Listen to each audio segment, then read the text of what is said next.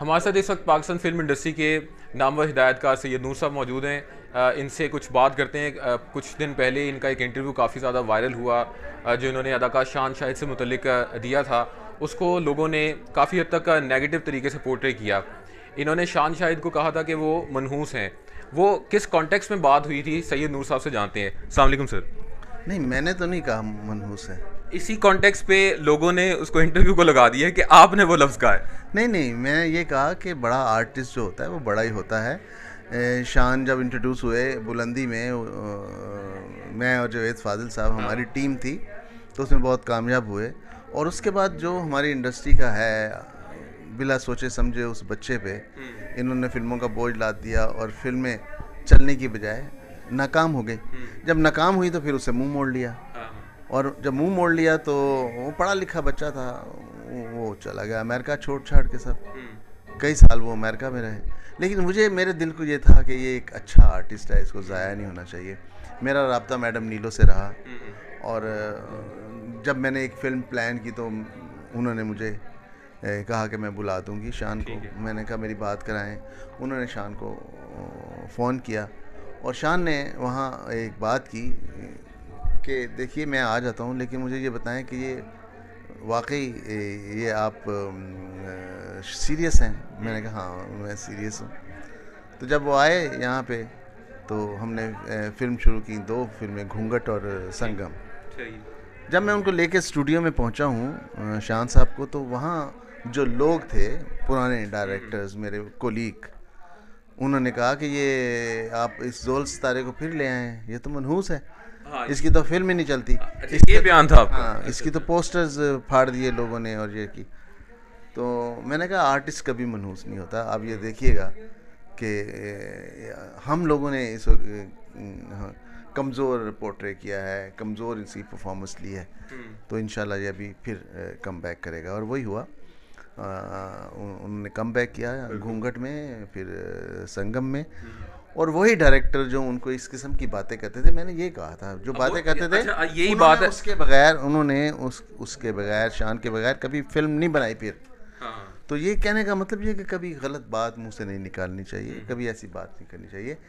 शान से मुझे बहुत प्यार है, बहुत लव है। मेरे हमारा साथ ने बड़ा इज्जतें कमाई हैं। बिल्कुल।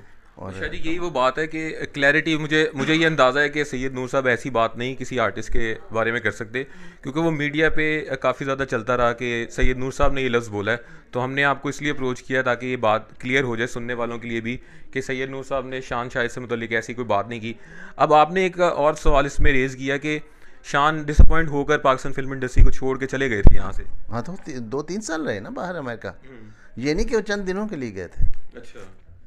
और फिर आपकी फिल्म बनाने पर? हाँ, मेरे कहने पे आए वो, और मेरी फिल्में करने आए।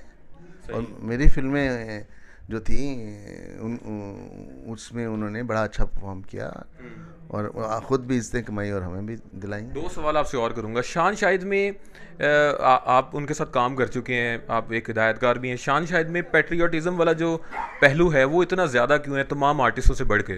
वो उसको इनहेरिट किया है अपने वालिद साहब की तरफ से। वो भी बहुत ज़्यादा हाँ पाकिस्तानी थे, पाकिस्तान से प्यार करते थे, बहसियत मुसलमान।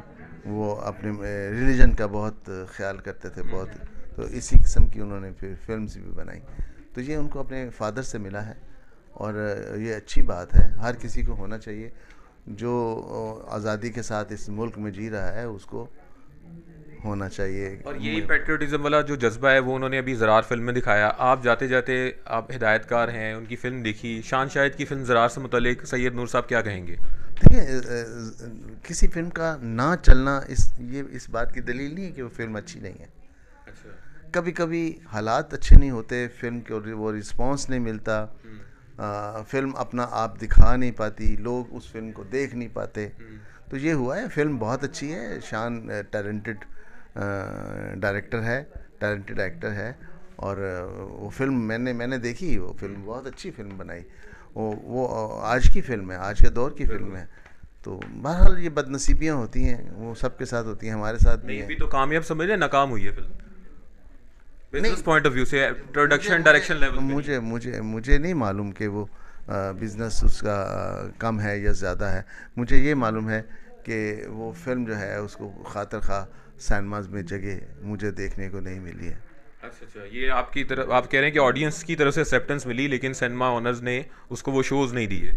अब देखो ये मुझे मालूम नहीं है। ठीक है। मैं अच्छा, ये सवाल आपसे ना बिजनेस से मुतलिक इसलिए मेरा तो खास तौर पे बनता है कि आपने मौला जट को कह दिया था 200 करोड़ की ये बिजनेस करेगी और वो वाकई कर गई।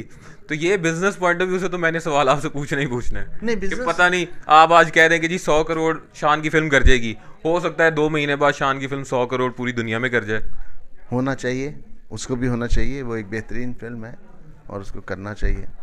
अच्छा, चलिए, बेस्ट विशेस। सैयद नूर साहब हमारे साथ मौजूद थे और जो मेन हमने इनसे सवाल पूछा वो यही था कि जो इनके इंटरव्यू को गलत तरीके से हाईलाइट किया गया, शान शाहिद से मुतलिक उन्होंने जो स्टेटमेंट दी थी उसको सियाको सबाक से हटकर पेश किया गया। तो आज सैयद नूर साहब ने वो बात बिल्कुल क्लैरिफाई कर दी है कि उन्होंने ये बात ऐसे नहीं की थी।